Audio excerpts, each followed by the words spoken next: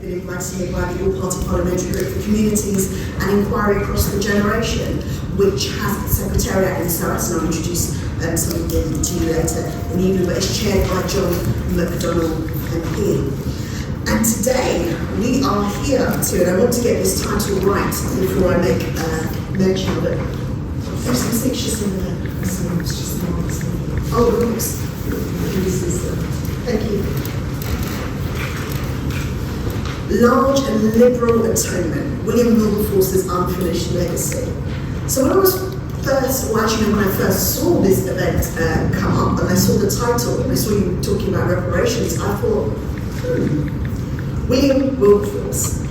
Now, the event celebrates 200 years since William Wilberforce put the famous act into Parliament to abolish the slave trade. The problem is that many people across the country only know about William Wilberforce. And whilst it certainly is important to acknowledge those that worked towards ending the horrendous transatlantic slave trade, the problem is that the issues from the slave trade continue. And history is always written by the victors. And in this case, victors have been seen to place a white man, a rich white man who was involved up until the end in some form of slavery in Sierra Leone as the saviour of African peoples of African descent who were enslaved. The reality of the situation is actually that it was the slave revolts that led to the end of slavery. And yes, it took somebody bringing an act to Parliament to make a difference, but to completely I suppose in some ways not acknowledge that it was the slaves that secured that secured their own freedom is part and parcel of what we ask for when we think about reparations.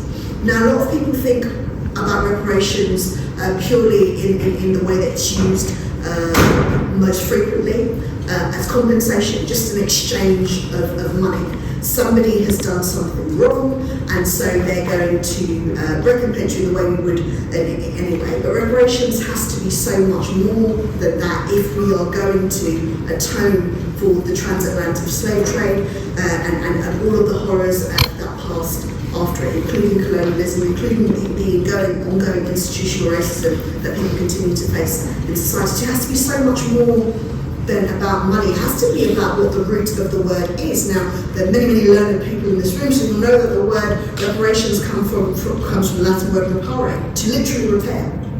And if we're going to repair the imbalance in society that slavery quite literally created, it's going to take more than money. It's going to take a complete system change. Because if you remember, the system was set up in exactly the way it was to completely denigrate black people, and actually to give justifications, to give biological justifications, all false, to give moral justifications, even using religion at the time, to give various societal justifications that in some cases are still so rooted in our society that those who descend from African people still experience the very real effect of them today. So if we are going to have true reparations, it has to be holistic. It has to be looked at in terms of all of the factors that have affected people of African descent, leading from that root of slavery, and it has to be one done in unity and at the instruction and at the collaboration and with the leadership of those communities that are affected. Otherwise, it's just neo-colonialism. And after slavery, we had colonialism. After that, between the IMF and the World Bank, and actually in some cases aid organisations, this neo-colonialism where actually we have a situation where all of this money is being pumped into so-called development, but yet these countries remain underdeveloped, and the aid industry, which was meant to be a means to an end, not an end in itself, has become an industry. And if you have an industry, what do you need? You need supply and demand. So it benefits these large organisations to actually keep people poor. And if every single aid organisation is not working to bring itself to an end, then it's just another part of the problem. So we have some very, very fantastic speakers who are going to talk through all that today. I'm going to give everybody 10 minutes because I really want the opportunity for people in the room to have their say. I'll try not to be rude. I hate interrupting people, especially when it's on such an important subject to me and you find me listening. So I'll ask you to be disciplined because I won't forget. But I will perhaps do this, which doesn't work, or I might slip you a piece of paper or cough loudly, so please do pay attention to me even if you're in mid-flow, I would say. So first up, I want to make sure I introduce everybody properly. I have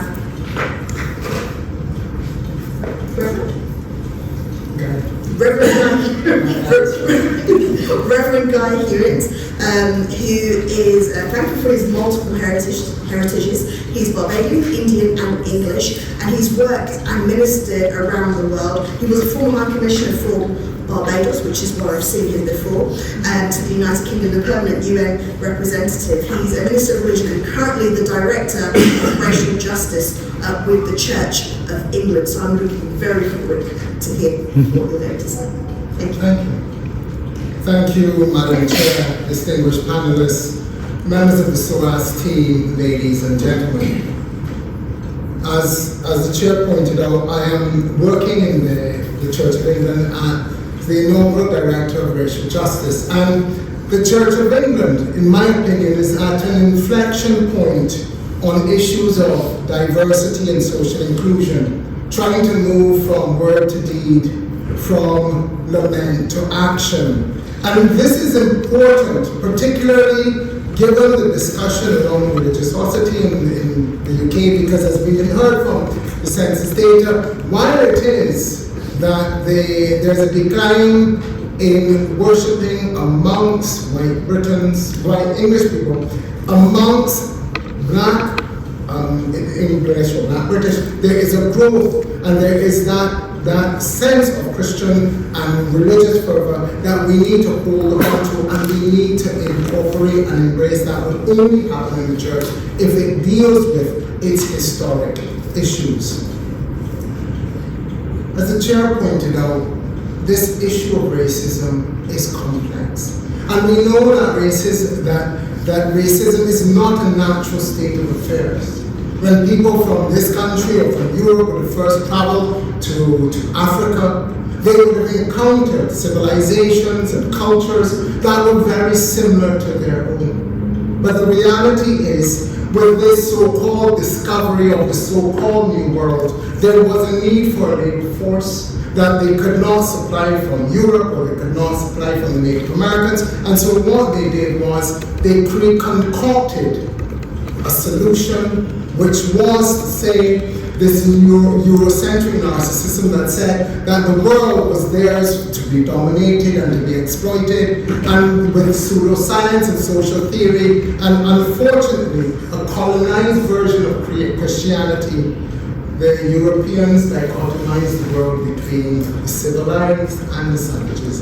And we know what happened. They plundered Africa, they kidnapped and enslaved its citizens, and they used them to develop the new world, the Americas as we know it. So colonialism comes with, on one side, power, property and conquest, on the other side, marginalization and subjugation, which many of us, especially persons of color, have experienced. And the reality is that these issues were indelibly tied up in what empire was. David Livingstone talked about the empire was founded on 3 C's: Christianity, commerce, and civilization. And they were indelibly and perversely mixed all along the way. And there was no greater corruption of the gospel than the commingling of religion and politics and wealth through the institutionalization of the transatlantic trade in enslaved Africans. And this was a great crime against humanity, which enriched nations and individuals alike and provided the organizational and financial means to develop the modern world as we knew it. So, Madam Chair, when we talk about the question of repair, it is recognizing that much of what the modern world cherishes today was rooted in this historic injustice that took place. And so we see ourselves, and we see, as Shakespeare said in The Tempest, that history, the past is prologue. It is connected indelibly from there to now, and we have to understand that and find our place within it. And what is reparations? Desmond Tutu, that titan of Christianity and Anglicanism, who chaired the Truth and Reconciliation Commission, talked about reconciliation is rooted in acknowledging wrongdoings, and as such it demands truth-telling. And we've got a challenge in this country in the way in which history is not told accurately. The way in which at schools they're taught, we hear about these abolitionists, but don't talk about what empire meant and how it led to the underdevelopment of many parts of Asia, Africa, the Caribbean, the Gulf, you name it, and the Pacific. And therefore, we need to move forward, and we need to create a new narrative, a holistic way of truth-telling that allows us to move forward. The Church of England is trying to do that, and as I came in, people asked that question, where is the church in this? It is a state institution, and it carries historic baggage. But recently, it opened an exhibition in January based on its research into the church's historic links to transatlantic slavery. In the exhibition, there was what was referred to then as the Slave Bible, published in 1808. And the reality was, this was designed to help keep people in subjugation.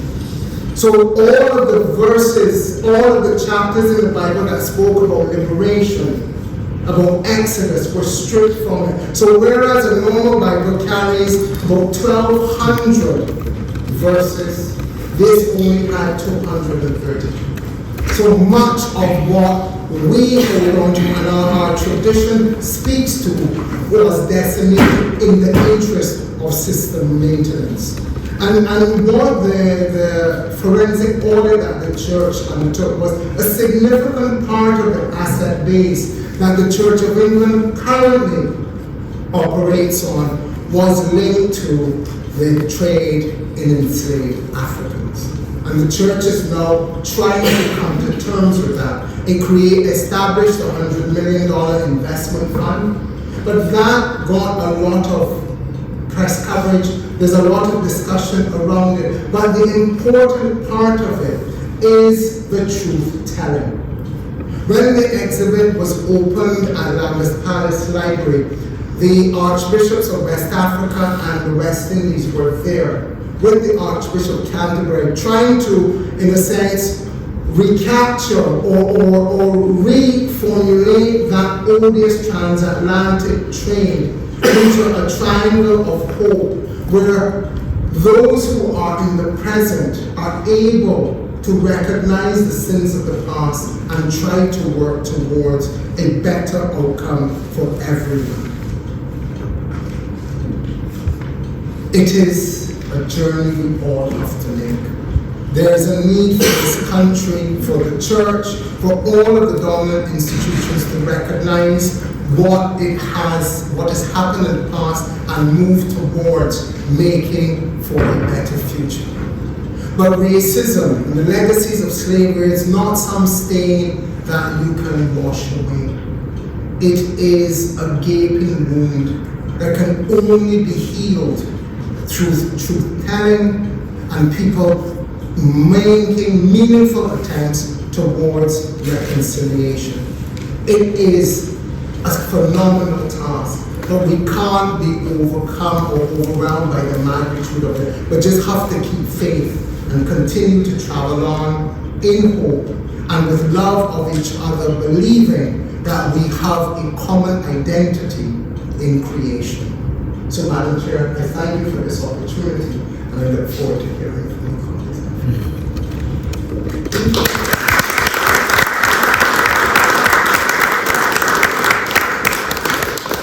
Thank you very much for that. And you're right, it's about starting with the truth and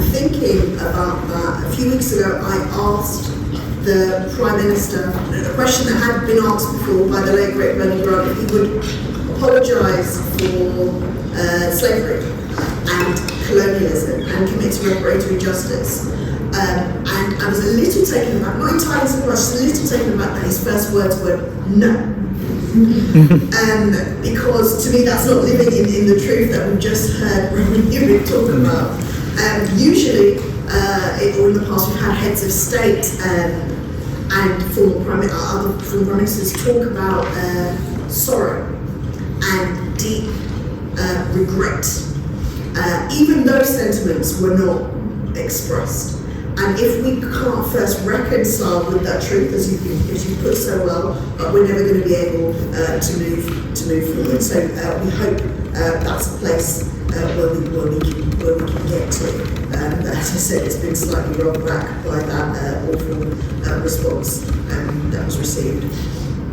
Now, somebody who won't give us an awful response is our next speaker, who is Esther Stanford, who is a legal specialist and an international expert in reparations, a community activist and an hour historian, something which reminds me she might point to. I thought it was Atonement. Oh, is it? Yes. Yeah. So, next. Sorry. I just go by my notes. So next we are going to Dr. Brooke Newman, who's a historian of early modern Britain and the British Atlantic at VCU. Is that correct? Yes, that's correct. Over to you. And I'm also writing a book on the history of the monarchy and slavery, just to give you a shout out. All the Queen's sites. Well, can you elevate it a little bit because the mic's not there? Oh, is it not on? They're not on. Oh, it's not on. Okay, sorry. I'll try to talk less. Oh, I thought you switched them. No. Okay, I'll do my best. Since I only have 10 minutes, I'm getting in. All right. So, since 2020 in particular, the intersection of the COVID-19 pandemic and global protests against racial and environmental injustice has accelerated calls across the US and Europe to address the ongoing legacies of imperialism and slavery, and also to consider to begin to pay reparations. The transatlantic slave trade and the systems of coerced labor and racial oppression that it enabled gave rise to the inequality that persists around the world to this day. In Britain, which presided over the largest empire in world history and was the leading slave trading nation in the 18th century, confronting slavery and its afterlives is, in my opinion, long overdue. Quote, scratch almost any institution with roots in Britain's era of global dominance, observes historian Michael Jasanoff, and you will draw imperial blood. One institution in particular that has remained silent about its instrumental role in launching the nation into the transatlantic slave trade and encouraging the expansion of racial slavery in the Americas is the British monarchy. But as the British public and Buckingham Palace are now becoming aware, it is no secret that the institution of the monarchy is deeply intertwined with slavery. Beginning in 1660, during the reign of King Charles II, the Crown and members of the royal family invested heavily in the transatlantic slave trade, hoping to compete with the Portuguese, the Dutch, the French in West Africa, and with the Spanish Empire in the Americas. Shortly after ascending the throne, King Charles granted the monopoly charter to England's first major slave trading company, the Royal Adventurers Trading into Africa, and they were later reconstituted in 1672 as the Royal African Company of England. The Royal African Company represented the culmination of over a century of small-scale slave trading initiatives that were endorsed by English monarchs, beginning officially with Queen Elizabeth I's support of John Hawkins' slaving expeditions in the 1560s, for which we have a substantial paper trail. From the monarchy's perspective, controlling and expanding the supply of enslaved Africans to the English plantation colonies would not only generate substantial profit for the crown, and this is in the form of both dividends, but primarily in the form of customs duties on slave-produced agricultural products, but would also enlarge England's imperial footprint in the Atlantic world. From its founding, the Royal African Company benefited from the explicit support and patronage of reigning monarchs and prominent royals. Its close association with the crown attracted subscribers and added legitimacy to the enterprise. the king's younger brother, the Duke of York, the future King James II. He served as the governor of the company. He was its largest shareholder. He was its champion. He was also, at the time, Lord High Admiral. He ensured that, quote, ships of force would be deployed to the West African coast to protect the company's slaving convoys. This was an absolutely critical aspect of his role as both Lord High Admiral and governor that doesn't really get enough attention because we focus too much on the financial paper trail sometimes.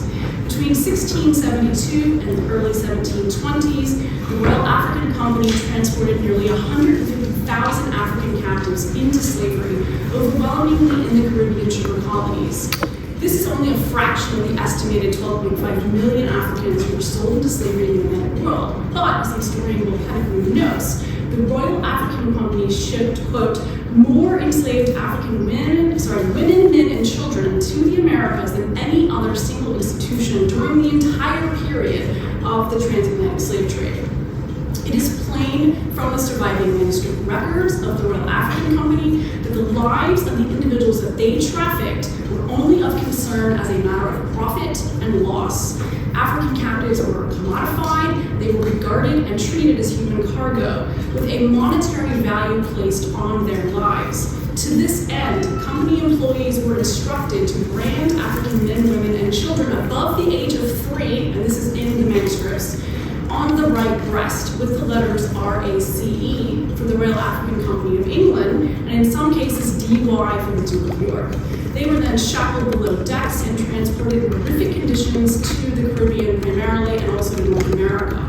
Those who survived the harrowing Middle Passage were sold by company agents to the highest bidders, routinely subjected to physical, psychological, and sexual violence, and consigned to permanent hereditary slavery. Mortality rates were extremely high among the enslaved. Planters profited by squeezing as much work as they possibly could out of their enslaved labor force, and then simply replacing those who died with more enslaved workers. Due to the Stuart monarchs and their successors' embrace of the transatlantic slave trade, and also their support of the expansion of colonial slavery, Britain emerged as the predominant slave trading power in the 18th century. The British Atlantic Empire became a slave empire. When, during the late 18th century, critics, including many former enslaved people, particularly the sons of Africa, attacked slave trading and slavery itself and called it cruel and immoral, they were dismissed at the time as radical or ignored. As the abolition movement faced decades of opposition from the British establishment, including from the royal family itself, enslaved people took matters into their own hands, staging numerous rebellions across the Caribbean both long before and well after Parliament abolished the British slave trade in 1807. Yet, even British anti-slavery, now widely praised as a justification for overlooking centuries of perpetuating and profiting from slavery, was in fact, at the time, highly lucrative. It was militarily useful. It was crucial to the expansion of British imperialism in West Africa in the 19th century. Enslaved people liberated from slave ships were still bound to serve the British Empire. They were forced to work off the debt that they owed Britain as, quote, apprentices, or they were conscripted into the British armed forces to fight and serve in the British West Indies or in West Africa. Meanwhile, in the Caribbean, emancipation brought neither justice nor repair. After enslaved people finally won their freedom in the late 1830s, the British government ignored their plight and that of their future descendants, offering them nothing in exchange for centuries of violent control and exploitation. Instead, the Slave Compensation Commission awarded thousands of Britons with financial interest in slavery a total of £20 million of public money, which is 40% of the government's annual budget at the time. The Caribbean was not free from British colonial rule for an entire another century after this, and what Britain left behind as its legacy was a legacy of poverty, illiteracy, structural underdevelopment, and exploitation. To date, there has been no official apology for slavery in the process of restorative justice initiated in the UK, despite growing calls from impacted communities of African heritage in Britain, in the Caribbean, and around the globe. In recent years, the British government, King Charles, and even Prince William have issued carefully crafted statements of regret, but such statements are hollow and they lack substance. They do not acknowledge that historical crimes were committed, that an apology is owed for the extent of the abuses inflicted during slavery and colonization, or that the descendants of enslaved people continue to face social, economic, and environmental inequality, racism, and discrimination because of what I would characterize as an overlooked history. Shifts in political will and public opinion, as we know, take time, but they also demand investment in education to address the root causes of inequality and injustice. They demand honest engagement with the full historical record, not simply abolition. They demand effective leadership. Although Buckingham Palace would prefer to adopt a wait-and-see approach, King Charles, I believe, could be far more proactive at this time. As head of state of 15 Commonwealth realms, he's also the current head of the Commonwealth. He has an opportunity to demonstrate leadership on the issue of slavery and reparations both at home and globally. King Charles could support a Truth and Reparations Commission. He could support an independent investigation into certain of the Crown's historic involvement in slavery, and he could put his substantial wealth behind these investigations. Additionally, he could hold a formal summit with impacted communities of African heritage to open a dialogue about reparations and discuss the policies and measures that they believe are required to effect substantive change. In closing, I would urge members of Parliament and King Charles to research and confront the legacies of British slavery, to formally apologize, and to work in partnership with descendant communities to begin the process of redress sooner rather than later, rather than just kicking it down the line as it has been done in the past. Indeed, it is my belief that it is crucial that any apology or restorative justice process should involve and be led by African heritage communities, because they are the most important stakeholders in this conversation. Thank you.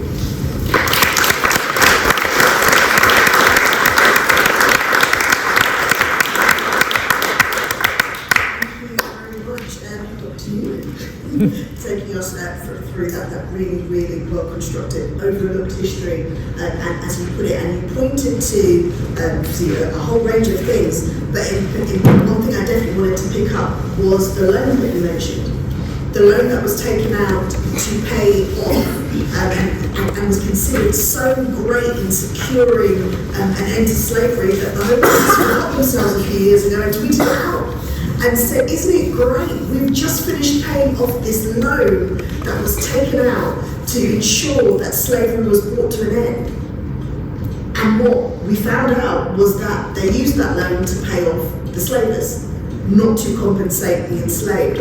And not just that we finished paying it off in 2015, which means that I and many of the people in this room who descend from those who are enslaved or colonized contributed to paying off said loan, buying your own freedom in essence, and that was something that we were meant to celebrate. So thank you very much for pointing that out. I also want to point out that Dr. Brooke Newman has written a book called Dark Inheritance, Blood, Race and Sex in Colonial Jamaica, and the book that she referred to that is coming out is called The Queen's Silence, a detailed history of the British monarchy's links to the transatlantic slave trade and expansion of African slavery in the Americas.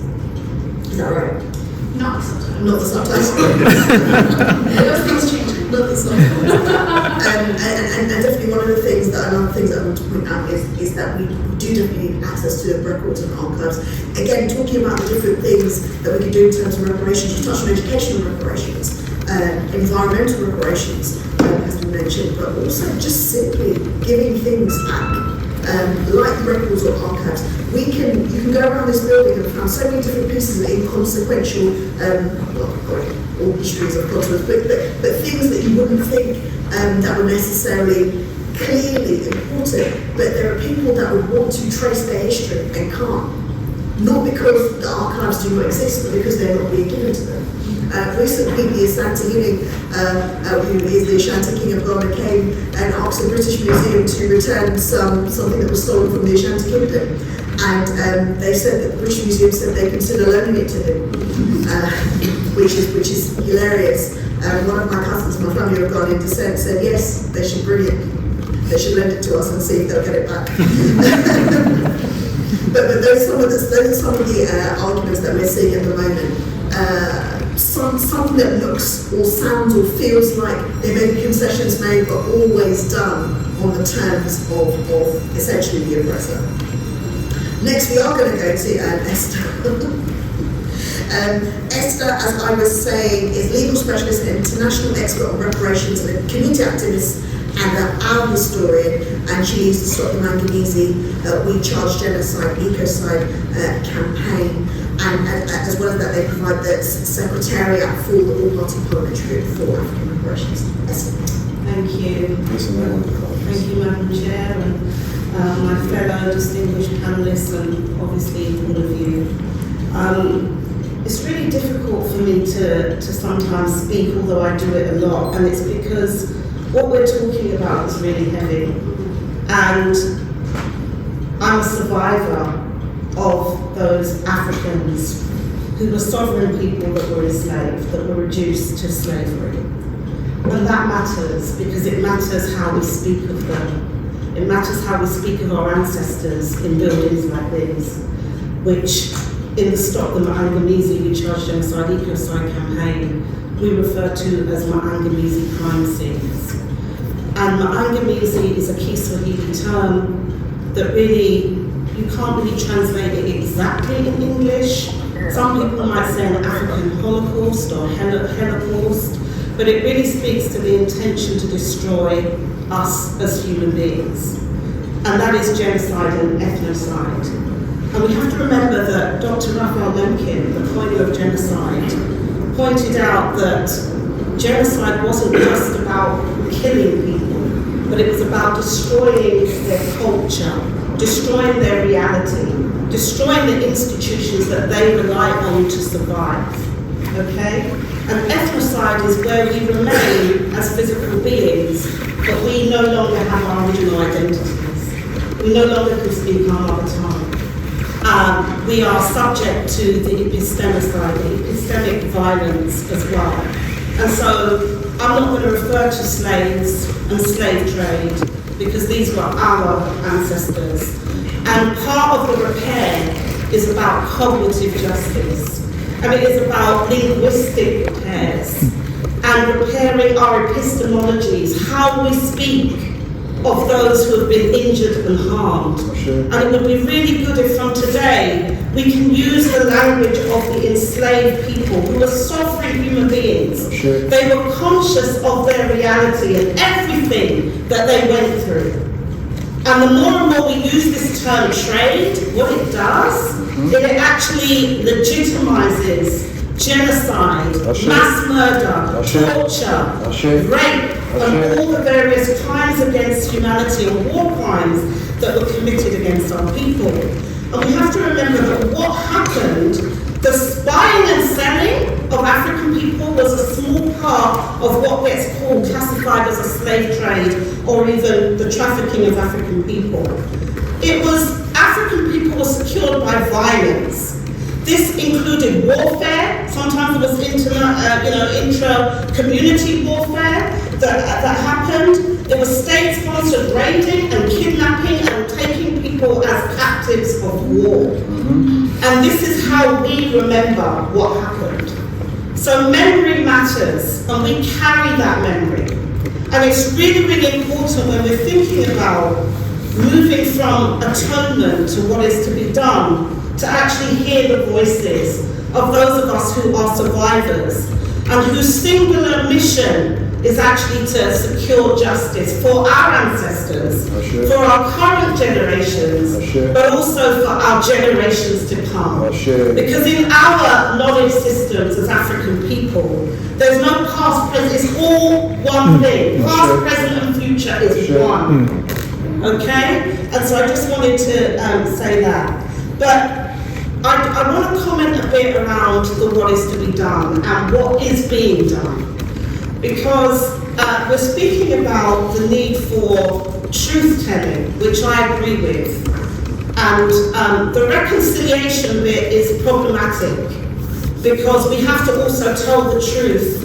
I can understand it from a theological perspective in terms of one creation, but there's a lot that happened in between. Whatever our belief systems are, there's a lot that happened in between.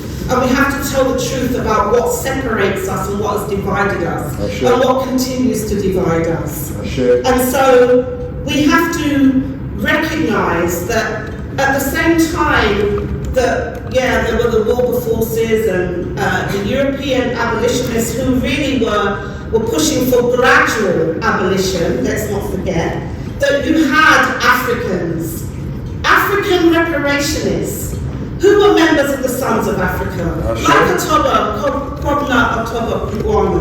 that is highlighted in the brief for today's session.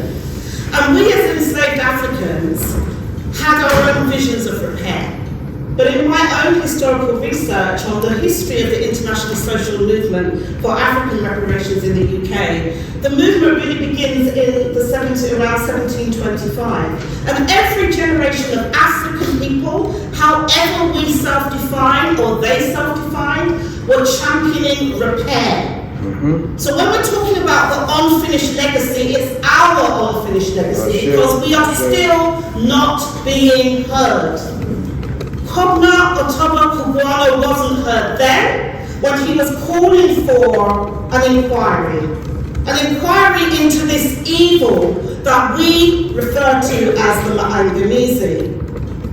And in terms of what should be done, that's why we in the Stop the Ma'angamizi campaign, working with many other formulations, the African Emancipation Day Reparations March Committee, and many other formulations around the world, have been calling for the establishment of something called the All-Party Parliamentary Commission of Inquiry for Truth and Reparative Justice as an honour to Kubwano, to Bernie Grant, and many others who were making demands of this Parliament that we've still not realised. And whereas this was seen as something fringe, it might have taken us about 20 years, but in 2020, we managed to convince Labour Party councillors and Green Party councillors to pass atonement and reparations motions for the transatlantic traffic in enslaved Africans and Britain's role. And these motions were passed in Lambeth, in Islington, and it was made Green Party national policy in October 2020 to support this campaign led by grassroots campaigners in Britain who a lot of historians don't choose to ignore. Okay? They took that up.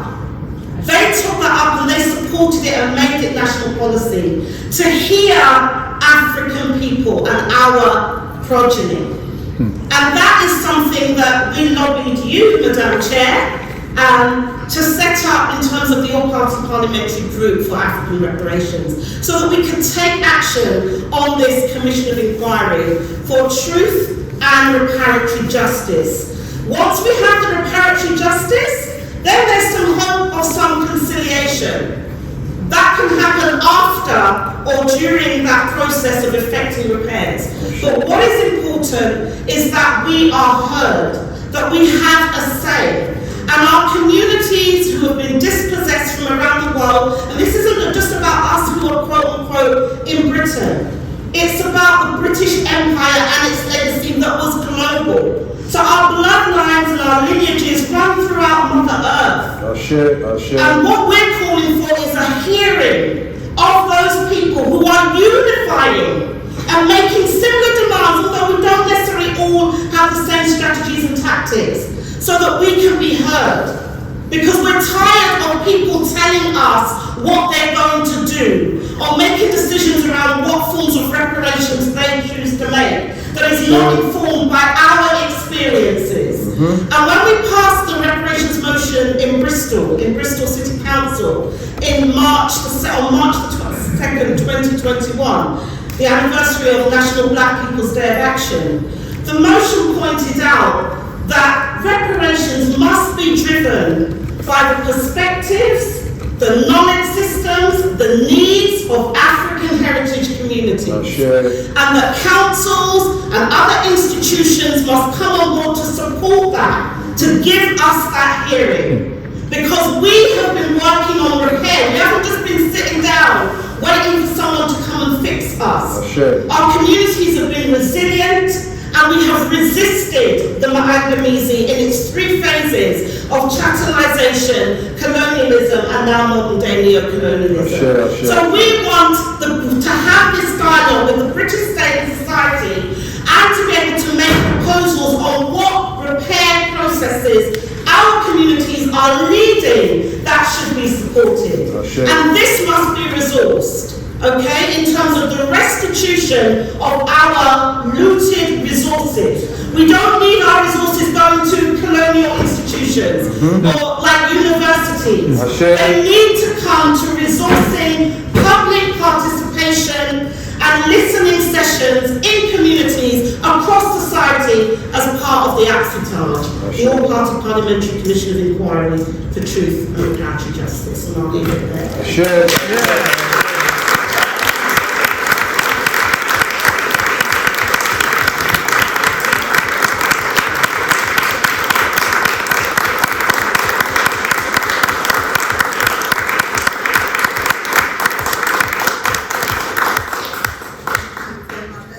I've been hearing you speak now for, actually I won't say how many years because then it betrays how old I am. But I learn something new every single time, so thank you very much.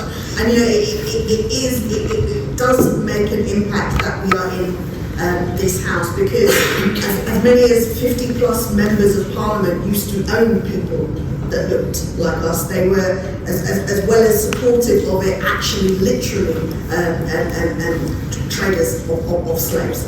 And that was an awful thing, and part of that reparations does need to be members of Parliament recognising that, accepting that, and taking the steps necessary. And I think it's really important that we've been joined by some today. I know that Esther touched on the Green Party's involvement, and one of the MPs who's a member of the All-Party Parliamentary Group African Reparations is Caroline Wilberforce, who is the Green MP in Parliament. And we have John McDonnell, who invited you all here today. Hi, John. He's the chair of the APPG I always get the name of this wrong. I'm a member of this APPG, I might add. Generations. Communities of inquiry across the generations. Communities of inquiry. I wanted to call it free speech, but somebody had nobbled that already. Yes. So Community of inquiry across the generations. I'm going to go to the questions, but I wanted to indicate some people in the room to you who are also members and have been organising the APPG for Communities and Inquiry across the generation.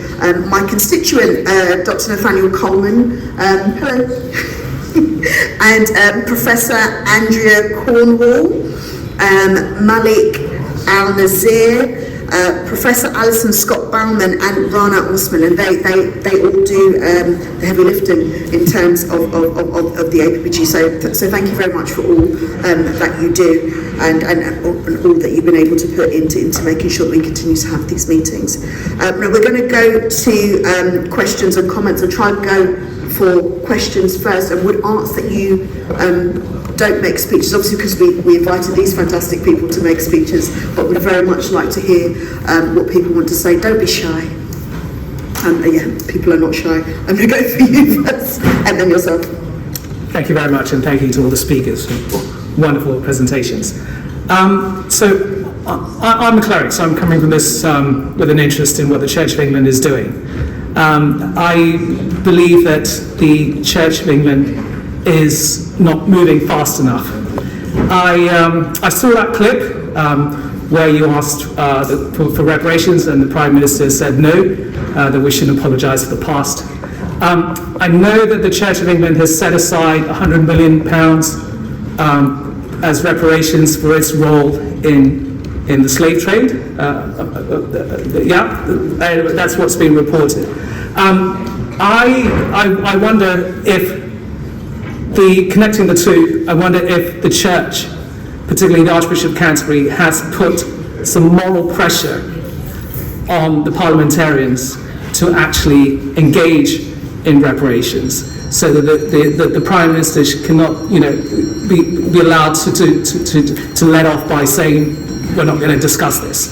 So basically, has the Church of England put moral pressure on the government to actually engage in this discussion about reparations. If it hasn't, I think it should, and it should go even further than that.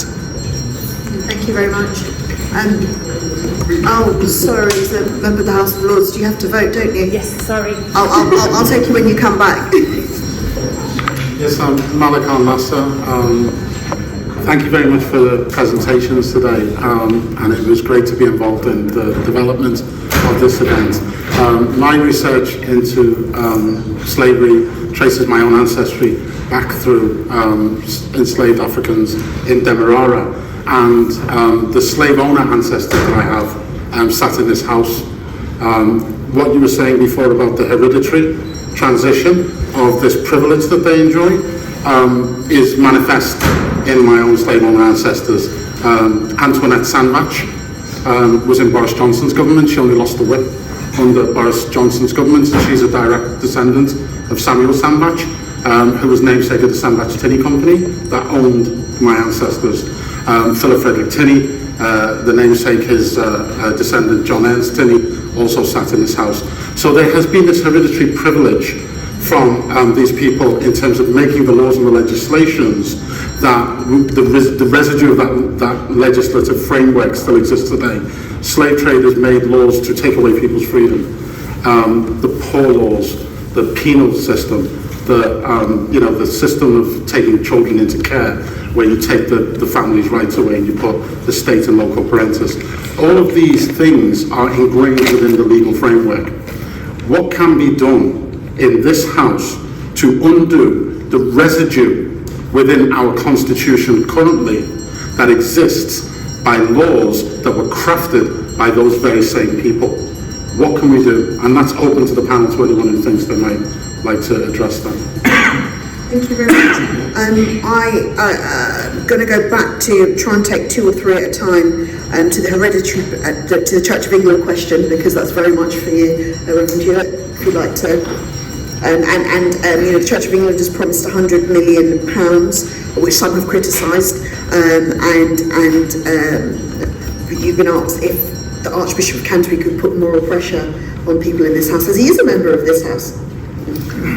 Madam Chair, thank you. I would agree that the Church is not moving fast enough on issues of social inclusion, and the leadership, including the Archbishop of Canterbury, probably be one of the first people to admit to that. It is a state institution. It is rooted in tradition, much like we are in this institution. And as a consequence, and someone once said that it has often the brakes of a Rolls Royce but the engine of a lawnmower, which is to get it to move and to move forward is immensely difficult.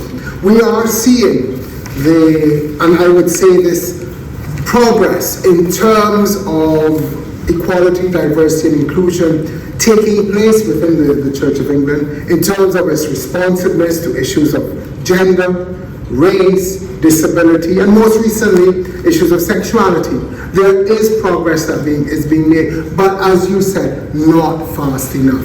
The Church has spoken on issues of racial justice, on issues of xenophobia, on issues of treatment of refugees, on a lot of social and economic challenges facing the country. And I am sure that there's going to be and there will be support for any debate that tries to move this agenda forward. But again, the related point that was made about that is that this institution has to have that will and that collective will to move forward, and it really starts with truth-telling. Because there are still a lot of people who feel that colonialism was some sort of form of benign tutelage, and that we were beneficiaries of it, and not understanding the serious injustices and the way in which many parts of the Commonwealth remain underdeveloped as a consequence. Until we start to tell that story and come to terms with that reality, as I pointed to, we are not going to find ourselves moving in the direction or at the pace that we should be doing. But thank you for the question. Thank you very much. Thank you. And you're absolutely right. one of the things that happens to me often, well, it happens when I talk about a lot of things, particularly anything to do with race, is when I talk about reparations, is one thing that comes back a lot in the form of abuse is that I should be privileged that the UK ended slavery. We should be grateful. We should be grateful because if they didn't come over to the country, I wouldn't be able to read. Look at you. You're a member of Parliament. You probably had a very good education. How dare you try and make us in this country feel bad when if it wasn't for us, you wouldn't be here. So those are the types of narratives that we get back, unfortunately, that we should be grateful. So thank you very, very much for explaining that. And the next question was about that hereditary privilege that many of the people, members in this House have.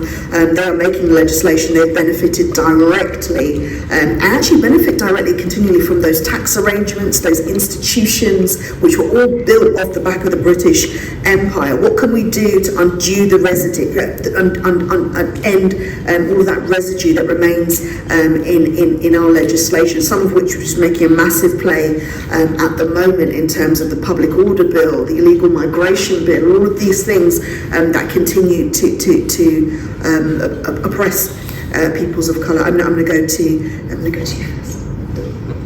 Well, I would say the first thing you have to do is not say no right away, because obviously that's not going to lead anywhere or lead to any kind of conversations. And I also think, I agree that without any kind of acknowledgement of history, I mean, I'm a historian, so of course I'm going to emphasize this, but I don't think that people are fully aware of what has happened in the past. And I also think there are many people in Britain, and also the United States, but we're talking about Britain now, who do not want to confront this history. They would much rather focus on, the 19th century abolitionist narrative, which is a more positive story, but it's also in and of itself narrow in the sense that it ignores what abolition actually entailed. It ignores all of the racism embedded in the white abolitionist movement and all of the ways that abolition actually helped to further the cause of empire in the 19th century and also made Britain a lot of money in the 19th century and beyond, which contributed to hereditary privilege and wealth disparities and inequality that we are still dealing with now. And so I think that education is critical, and I think that being willing to just have the conversation that we're having now, I mean, it's not what we need, it's just a beginning, but when I see the response to even just basic historical facts, people, railing against it, calling it, quote, woke nonsense. I mean, that's extremely dismissive and offensive, but it also doesn't mean anything. It's a way of simply shutting down the conversation so you don't have to acknowledge that privilege is hereditary, that white privilege is real, and that racism is very much real and connected to all of this history that we do need to unpick, unfortunately. I disagree with the Prime Minister on that. Thank you. Esther, would you like to add to What I would say is that there is a need, you see, when we think about the meaning of reparations in the international social movement for African reparations, one of the frameworks we use is by somebody called Professor Chinwezu, who talks about reparations being holistic repairs of every kind. And there's a need for parliamentary repairs of reparations, right? In terms of how legislation was passed in these Houses of Parliament that legitimised enslavement, trafficking, conquest, and actually penalised people who were fighting freedom struggles, who were classified as, criminals and terrorists and all kinds of things. And there are examples, although it might be difficult to do here, but where there's good practice, I think we should celebrate it. So Jamaica, for instance, the Minister Babsy Grange, introduced legislation in Jamaica to honour national heroes of Jamaica that were down in the statute books as being criminals and all kinds of manner of awful things. So it was really like a posthumous pardons, or as we would say, posthumous glorifications. And I think that this kind of symbolic legislation can be passed, even in terms of whipping up support for it, even if it doesn't actually pass, but it's about making those demands. We've also discussed in the All-Party Parliamentary Group for African Reparations with our chair today the importance of legislation to actually enact a bill to establish this hearings. Because what we need to do is, yes, I agree, education is important, and one of the slogans of the March committee that we use is education is preparation for reparations. We have to find a way to actually get this information out to the wider public in a way that hearings do. And if we look at the case, the Mau Mau case that was settled in 2013, part of the reason why that case got settled, and it was a very problematic settlement, but a big part of it was because of the court cases, where you had survivors of torture who were living. I was there in the courtroom. I was supporting some of those, the Mau Mau Veterans Associations in terms of legal literacy. And the press were in there and they were reporting on all the gory details of what was happening. And that alone made the British state say, you know what, we can't afford for this to go to full trial, because not all of the documents were disclosed, and they rushed them into a settlement. That's the power of the testimony and the narrative of people who are affected and who can speak to their realities in powerful ways that no book can convey and no documentary can convey, because we have to hear the voices of people. And that's what they're afraid of. They're afraid of those testimonies coming forth. So there's different kind of measures that can be taken. And actually, you know, those of you who are MPs and other kinds of elected officials, you've got to be like a renegade force. You have to be like the spook who sat by the door. Yeah? But you can do that when you're in alignment and you've got the support of the people. And you have the support of the people, because this issue is not going away. People's consciousness is raising, and once they become aware of what they've truly been dispossessed of, there's no turning back. So it's about being on the right side of history, and that's for you to choose what side of history you're going to be on. Thank you very much. Can I get an indication of everybody that might want to say anything? I'm going to go to my colleague from the Lords who had to rush and vote but came back, which we appreciate. Just wondering, it's a very practical question. Does anybody know what are the legal obligations, if you're right, that there are a lot of institutions that might do the process of the Church of England has done? What are the legal obligations on those institutions, insurance companies, whatever they might be, to keep their records? There was a question in front here. It's not a question, it's just an observation and a comment I'd like to make as a community activist, reparations activist and former anti-apartheid activist. I missed the speakers that spoke before Esther. I've heard Esther several times before, so I'm well aware of Esther's position, and I appreciate all of the hard work that herself and the annual March committee ensure happens. However, as an active supporter of the Ethiopian World Federation, I would just like to give a perspective from the Rastafari view of reparations here in London, UK. And really just to say that it's so important, as Esther said, that the language is the language from Africans as opposed to Europeans. And I would even go so far as to say that we need to ensure that we have African writers at centre stage telling our story. What I don't want to see, which I think is starting to happen with the likes of Laura Terrell or whatever her name is, we will see these white liberals surface from out of nowhere, who were nowhere to be seen over a decade ago, who were nowhere to be seen prior to 2014 when people like myself were outside Downing Street demanding reparations, who will now want to take centre stage. It is impossible for even the woman sitting next to you, I didn't get her name because I didn't hear the presentation, to be able to articulate a position of suffering that my ancestors went through. And I think I say that in as much as I think it's important that non-Africans identify the tremendous errors that their immediate families may have made involving themselves. But the bigger picture, the European transatlantic slave trade, cannot be trivialized, cannot have a narrative coming from a perspective from Europeans in 2023 who have seen the time in terms of us that have been doing this work for decades and our ancestors have been doing it for centuries. I've written a book over a decade ago, A Mixed Jamaican in Multicultural and Racist Britain. There's a whole chapter in there about reparations. And I would see a form of reparations for those non-Africans who are serious about wanting to know what it means to be in this society and to also having to challenge institutional racism to buy my book. And there are other writers out there, I know there's not many of them, I'm in a minority in this respect, but we are the writers that should receive the funding for those that haven't published books. As I said, my book was published by a black publisher here in the UK in 2013, right? It's going to be uncomfortable reading for a lot of non-Africans, but the fact is, it's a view, it's a perspective, and if they're serious about recognising the work of us Pan-Africanists and the Ethiopian World Federation and many other hundreds of us that have done this because we recognise it is our duty and our ancestors demand justice, they should support our literature and they should share it amongst their networks. Thank you for listening. Thank you very much. And there was...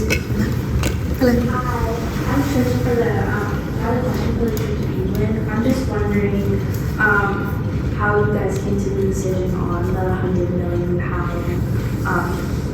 investment. I think earlier we talked about having the civic communities in the room, and so I'm just wondering how that decision was made and who was included within it. Thank you very much. I'll take those three, and then I believe there's one here, one there, and one there, so there'll be three. Oh, sorry. So I thought I'd pointed to you before, but then somebody came on. Okay, so I can see three more, if that should be enough time. Okay. The first question was, what are the legal obligations of institutions like insurers to keep their records? Esther, if you wouldn't mind answering that, sorry. Well, there's been, they will hide their records, right? But there have been attempts to get full disclosure. So there is, in particular, an organisation that I'm now working with called the Restitution Study Group that has been involved with many types of legal litigation, particularly in the United States, not as yet here, but we are working here on another campaign that I won't say too much about at the moment. So what ends up happening is that we end up having to take lawsuits out and initiate legal processes to compel these powerful institutions to disclose their records. I mean, we would hope that we wouldn't have to go that route, that they would just do it voluntarily, but we are across the world, and particularly in North America, resorting to legal actions, and it is winning games in terms of particular insurance companies like Aetna, for instance, having to disclose how they made their money, where it went, having to put that money into community trusts and so forth.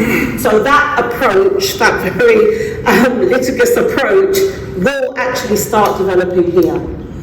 But sorry, am I allowed to come back? Sorry. Is there a law though that says, and I'm just there's a lawyer by background, sorry, that says that they have to keep, I mean, there are national laws that we have to keep government archives, but do any of these companies and institutions also have to keep these archives? No, they don't. No, they definitely don't. Why is the national lottery money used to buy them off descendants? That's something I've noticed. So sometimes lottery money is raised and it's given to these families to buy their records to go into the National Archive. And that's I've come across that. I did not know that. A question, and I know it has been, as I said, it has been criticised before, as much as it has been raised, is for you, Reverend Hewitt, how did the Church of England come to its decision on the amount of money? The fund as was established is, as the Archbishop of Canterbury said, the beginning of the journey. And it is done by a specific one part of the church, the church commissioners, that really manages or has the responsibility for the oversight of the central funds within the church. Now, because of the diffuse nature of the church, there is both national or central and local structures which operate as dioceses.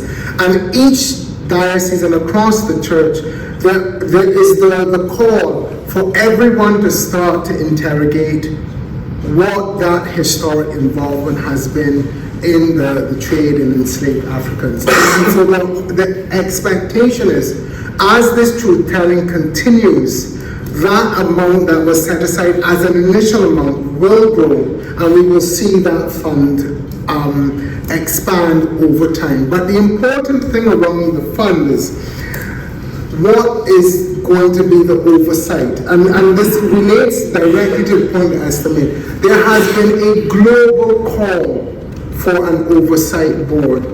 The church, those in this country, the power elites, are not going to have the final say in how these funds are to be utilized.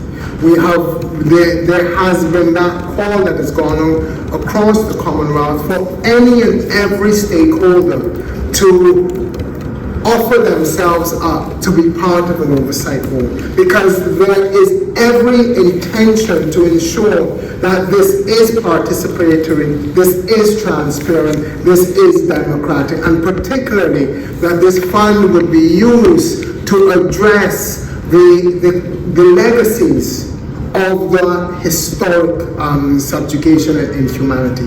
So that it is, again, as the point was raised, the church has been slow off the mark probably in responding to this, but it is trying to address or start to right those historic wrongs. But I keep coming back to the point that while the quantum of money can be seen as significant or not, the more important point in this journey is the truth-telling, is the coming to terms with what was done wrong, those things that we did or failed to do in terms of living what we are expected to live according to our various tenets of faith. Well, could I just make a point on that? I think your point really cuts to the core of what's required here. What's required is some sort of quasi-judicial body that has oversight over all of this. If you had a claim for, I don't know, if you were going to litigate against someone because you had a road accident and you were hurt, you have there's recourse to legal justice that you can go to a body and you can bring a case in tort of negligence or whatever, and you can make your claim. In the case of reparative justice, there is no one body anywhere in the world at the moment that I'm aware of where you can go, whether you are a state, whether you are a tribe, or whether you are, indigenous peoples, or an affected group, where you can actually go and bring formally a claim. And there should be the establishment of such a body. I know Esther's been working with the Green Party about trying to compel this commission of inquiry, and the Green Party have adopted that as a kind of it's been quite a conference, yeah? It's been adopted, and they've passed a couple of motions in various different councils to compel the government to do this. One of the things I asked for was for the United Nations, imperfect the body as it is, but all the victim nations sit at the same table as the perpetrator nations, to establish some kind of truth and reparatory justice commission so that people could bring a claim regardless of whether they were Arawak Indians, whether they were North American Cree, whether they were West Indians, whether they were Maroons, whatever they were, whether they were African people who were colonized, that they would have a mechanism to bring a claim. And until that body, that judicial body exists and is mandated, I don't see how any of these institutions can be then compelled to behave in any way. And what you have then is an arbitrary decision by Barclays Bank that, well, we benefited from slavery, so we're going to do more diversity. In what court could the perpetrator dictate whether or not the claimant had a cause of action, whether or not there was a causal link, what the determination of quantum would be in terms of resolving the issue, and the manner and method in which it was to be administered by the victim? There is no court anywhere in the world that would allow that to occur. But that is what is happening with reparative justice right now. And that goes back to your point as well about who's in the room and who was actually making the determination as to where the amount comes from and how it will be administered. You're absolutely right, and that is an entire meeting in itself. I'm going to go to, absolutely. I'm going to go to and take these points with because I want to give the panel opportunity to come back, albeit briefly, because we are heading up to 7 p.m. Sure, thank you. My name is Sydney. Thank you, panelists. This has been a really incredible listening to all of this. I heard a couple of years ago about the debt that the British government had finally finished paying off, and I did not know until now about the 40% of the GDP figure.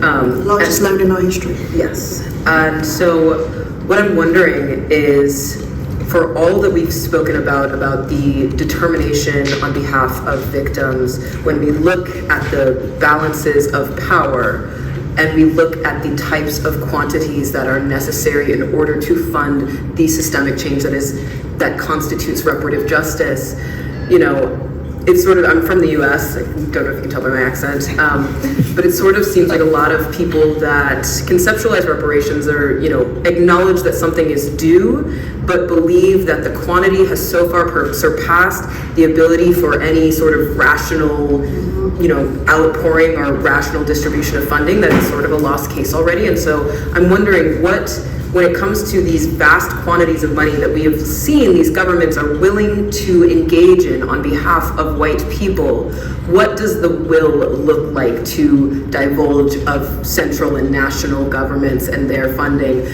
What is necessary to constitute reparations? What does that will look like for Black people? Thank you very much. And there were 2 more, and then now there's 3 more. They're going to have to be quicker now. That's really quick. Well, if yours is really quick, I'm going to let you go first. So you've mentioned what the Prime Minister's response to you is. I would like to know what the leader of the Labour Party's response to your question would be. And I think it's very important that we have that on record, especially if we do go into an election next year, that we know where the Labour Party stands on this. Because at the moment, we don't really know where the Labour Party stands on anything. It's a question for me. I've got an answer. I'd like to answer that one. You might have noticed I'm not the leader of the Labour. I know. Listen, don't worry, I have an answer for you. I have the truth. There you go. Hi, my name is Carla. I'm a journalist for the Washington Post. It's been a fascinating discussion. Thank you so much for this. My question is, I was wondering if you maybe could comment on the significance of King Charles weighing in on the monarchy's ties to slavery, and is this the start of something or not? But if you could weigh in a bit on that. Right. Thank you. Yes, Marauds, Prophet Quaker from GalaxyAfriwi.net, co-chair of the African Emancipation Day Reparation March Committee 2015 to 2019. And also an historian. If you're going to tell history, you've got to tell the totality of history. Your presentation was good. However, white people are making money now studying our history. Correct. They get PhDs, they get bursaries, and they make the whole heap of money, again, studying what their ancestors did to us. So they make money again. You spoke about the 20 million. What you did not speak about, it wasn't 20 million, it was 40 million. The other 20 millions, the African had to work another 5 years. That's how the apprenticeship thing came. Yes, it was only had 10 minutes. Yeah, but you left that part out. You understand? But when another historian's in the house, be on your P's and Q's. You have to pick up that piece there. Because what actually happened is we didn't stop paying in 2015. We were paying from the time them set it done until the time of 2015, and we are still paying. I'm going to give you a prime example about the hypocrisy. It's nice that we are in the den of iniquity, the crime scene. This is the crime scene of what took place to our ancestors. It's not no joke business. So when any of you as Africans who are MPs, who are councillors, when you stand in this place, stand firm and don't fear of your leader or whatever party you're in, because you have to make a choice. Do you stand for your party or do you stand for your people? Because Richie Sunak is standing for Feme people, because he blatantly said no. And this is what they do. It's the imperialist game. When they were invading Africa in colonialism, they brought in Indian troops. We have to know this. This is part of the story. We can't pretty this up. And why I'm an activist, a grassroots activist, I don't have to be apologetic to nobody but nothing. I got to tell you the truth, and the truth offends. It don't care what you are. You understand what I'm saying? My friend's mother died. Her funeral was yesterday. And her son that comes here nearly every year for a couple of months and leaves and goes back to Jamaica before his time was refused entry to come to his mother's funeral. He has never been refused entry, but he was refused entry to come into his mother's funeral. In a country that claims it's democratic, in a country that wants to talk about they are the vanguards of freedom. So the Africans in Jamaica, when traveling, in fact the Africans in the Caribbean beyond, when traveling to this here country, got to get a letter of invitation. Unless they're millionaires and part of the aristocracy in Jamaica, that is part of the establishment here, because the Governor General is the last person of power in Jamaica. The Prime Minister don't have no say. If there's a curfew, they got to go to the Governor General. That means Charles, who's now the king of this country, or the bad boy of Jamaica. So slavery has not finished. It's just taken a different form. And when we as African people is speaking about our enslaved ancestors, never you ever from this idea refer to them as the slaves. Because when they were taken out of Africa, they weren't slaves, they were Africans. They were Africans then and they're Africans now. They were captured, they were kidnapped. They were POWs, prisoners of war. Them waged war on us. And I'm going to tell you something in here. Everybody in here. Nobody don't give you nothing. The white man don't give you nothing unless you can take it from him. Remember me tell you, reparation is not something somebody going to give you. We're going to have to take it. So let me tell you this now.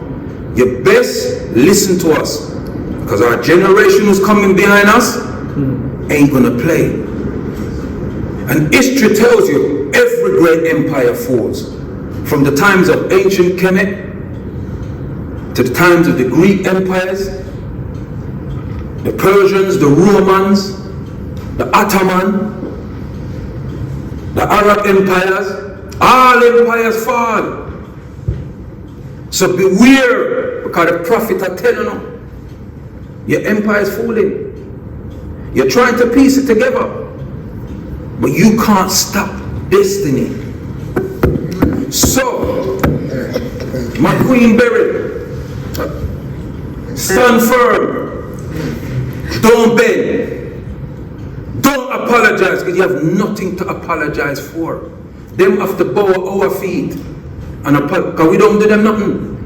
We shouldn't be paying no tax in this country. We shouldn't be paying no inheritance tax. That's all part of what the brother was saying over there. Is all this little concept, these little things that they work up to keep their power. So when you're talking about reparation, come talk to the grassroots people that live the suffering every day. Our children getting searched indiscriminately, getting arrested, being attacked. Yeah? So, my sister, give thanks.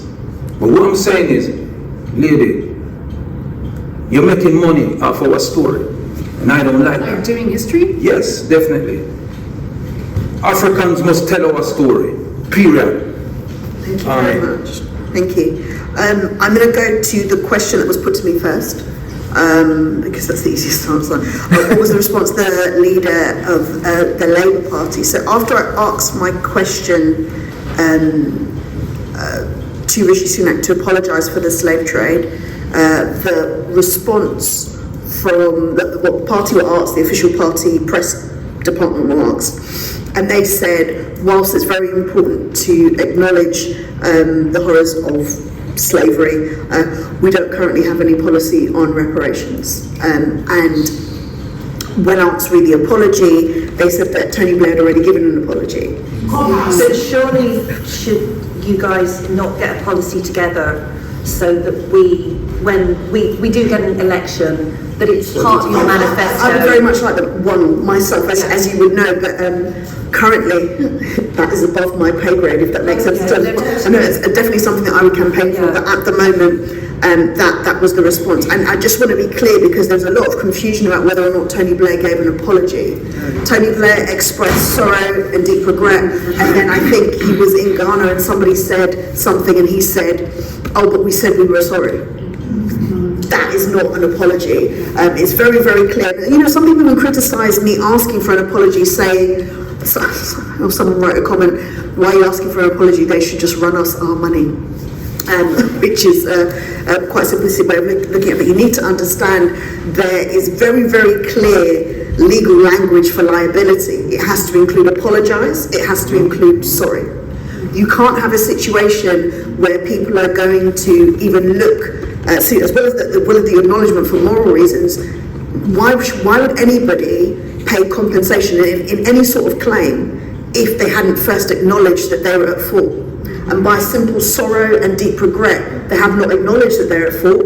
They're just saying, wasn't that really bad? They make the laws, they dictate the terms. And that's not good enough. The significance of King Charles, I'll take that one quickly as well, just so we can move quite through, because I want all of you to answer the last fantastic question in summing up in terms of the balances of power, and if there is a will from people in this country and the government moving forward. I think that's a fantastic way to end. But King Charles, I think you've heard the panelists refer to people, particularly as pushing, getting to a point where people can't ignore the reparations movement, and I think that's where King Charles is. Unfortunately, in some ways the idea that he has been magnanimous in saying that he wants to look at it is part and parcel of others controlling the narrative. And I think that is a worry. So, for example, when anybody does come forward to do something, it's like, isn't it great? Even if it's not being driven, as you've heard again and again, by the people that are the most affected. So we need to be aware of that, because otherwise we find ourselves in a situation where, again, people are being applauded for doing what is right and barely doing that at all, just because they've moved a little bit more, or we're applauding them as if they weren't dragged there, because the reality is they were dragged there, and credit needs to be given to the campaigners that have taken them to that place. With respect, can I just quickly say, Esther's point, when people have been feeding back, those that have given their speeches, they've completely ignored it. She said about the language of saying slavery. Now, there's a reporter here, there's a professor here, there's the churchman here, right? Look, I saw an advert just a few weeks ago in Heathrow talking about slavery still exists. We are talking about the European transatlantic slave trade. That is the language we need to speak. As uncomfortable it is for white folks, it needs to be said, because too easy to put together the European transatlantic slave trade with any other slavery. I have given you an opportunity. Yeah, I know you have, but people are ignoring what she has said. And you cannot trivialise what happened at a 400-year genocide isn't just any old slavery. I've seen adverts Heathrow Airport a few months ago talking about slavery. I think you've definitely made your point. Right, but I think the point is that you around here that are serious, that want to support us, you need to hear what we're saying. And I have heard what you're saying. Yeah, but your colleagues are not hearing that, because they're still saying slavery, slavery. We are talking about the European transatlantic slavery. If they can't say that, they have to say chattel slavery. You have made your point. Thank you very much. Thank you. I do want to finish on time, which is... You can't just talk about this in an hour and a half anyway. It's a very, very serious subject. There are many different meetings on this subject, which I hope that we can have further discussions, because, as I said, it's not just going to be one discussion. Thank you very much to all of you. I'm going to hand over to our panelists to bring us to a close. Esther, would you like to go first? I'm just going to make a few comments. So, what is in particular our last comment for me makes the case further as to why we need to have the absitage. All of our people need to have their say, and the more and more that people are denied their say, there's going to be civil conflict. In some cases, it will be civil war. That's what's going to happen. And when many elites, whether they're from our community or outside of our communities, take up these issues, oftentimes they're disentangled. It doesn't, they've been able to insulate themselves economically or politically from the problem. Our people are bleeding on the streets of this country. They're bleeding in the Caribbean, they're bleeding in Africa. We cannot wait anymore. From the 1790s, when Otoba Kugwana made this demand for an inquiry, the time for that inquiry is now. Exactly. So fine, and then the next point I wanted to just comment quickly is on the will. Where is the will? Ultimately, I think the will is growing, but it's still very low. Let's face it, look at how many of us are here in this room. The majority of this society, we're seeing Britain become far more fascist and right-wing than it was, say, in the 70s and 80s after many of our struggles for human rights in this country. Okay? The fact that we can have Suella Brevin, whatever she's called, say what she said about white people shouldn't have to feel guilty is an indication of the lack of will and the political climate from people that run this political establishment. So reparations is also about power. It's about the power that we're able to build, which is that's why I believe in social movements, because movements are about the power of the people. Okay? And until we can build that power across our movements, reparations is the movement of movements.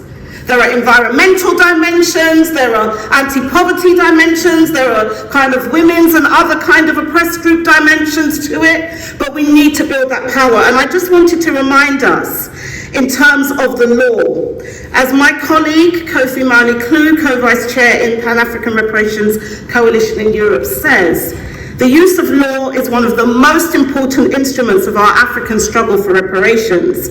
Indeed, the need to locate our claim to restitution for the damages caused by the gross violations of African sovereignty must raise for us immediately the essential questions of whose framework, whose law, and whose justice. And that is part of the struggle.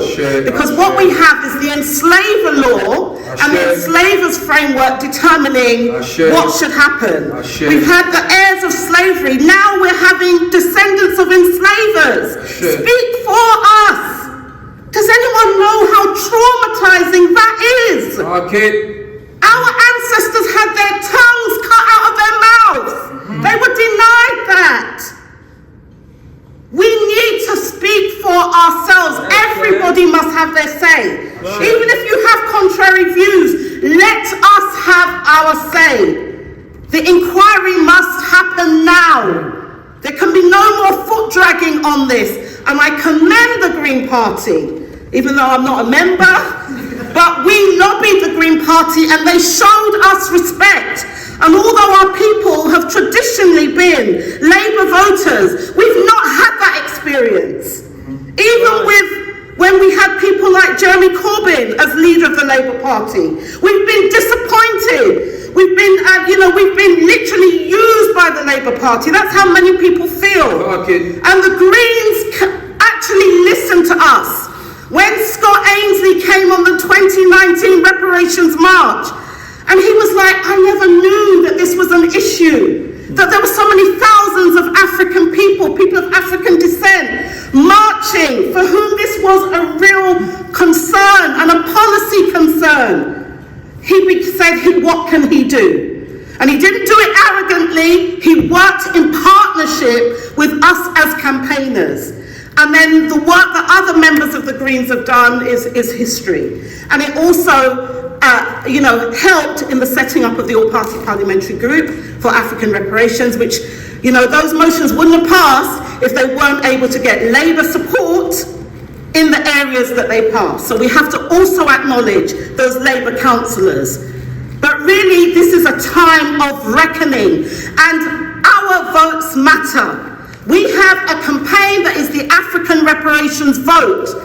So we shouldn't be voting for anyone that doesn't have a policy position on reparations. It's as simple as that.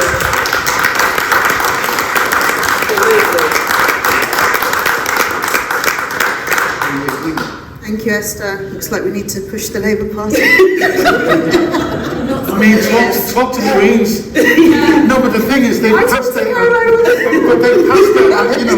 that motion. They've got councils already. And we couldn't get a motion passed in Liverpool because Liverpool only has 4 Greens. I worked on the motion in Liverpool. We couldn't get it passed because there's only 4 Greens, and it's primarily white working class Labour voters, and they wouldn't adopt it because they didn't see that it was an issue for their constituents. So Labour, if Labour took a position on it, and Keir Starmer actually came out and said where he is on reparations, that would affect his councillors. I agree with you. It'd make a massive He's got a lot of things that he needs to say where he is on them. Yeah. We're going to go back sure to the meeting, and we're going to let Reverend Hewitt have the final word.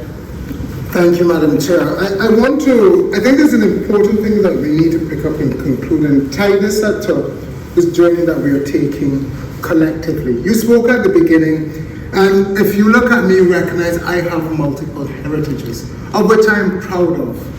And I want to recognize the role of the chair and the convener of this committee, Anna Brooke, and all of those who decide to stand behind an issue, not based on the color of their skin or their heritage, but because they know it to be right. And I want to embrace them, because there is no way that a colonial approach of division is going to help us in this journey towards reconciliation and repair. The institution of the trade in enslaved Africans was devised politically, constructed legally, endorsed scripturally, and accepted socially. And Sydney asked the question, how do we get a response to that? This was not arbitrary or accidental. It was about self-interest. And until the collective will of this country or this world decides we are going to do something in our collective interest, because it is not that it is to the benefit of one or the other, but we recognize that there is a loss cumulatively by the oppressor as well as the oppressed.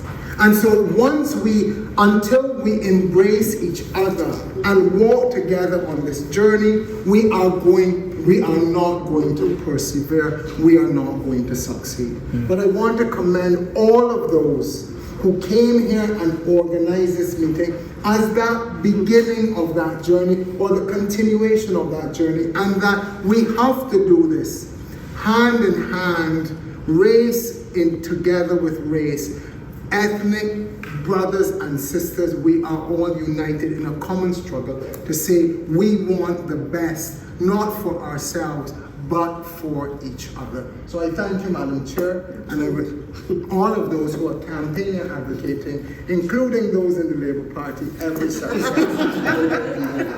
Thank you very much.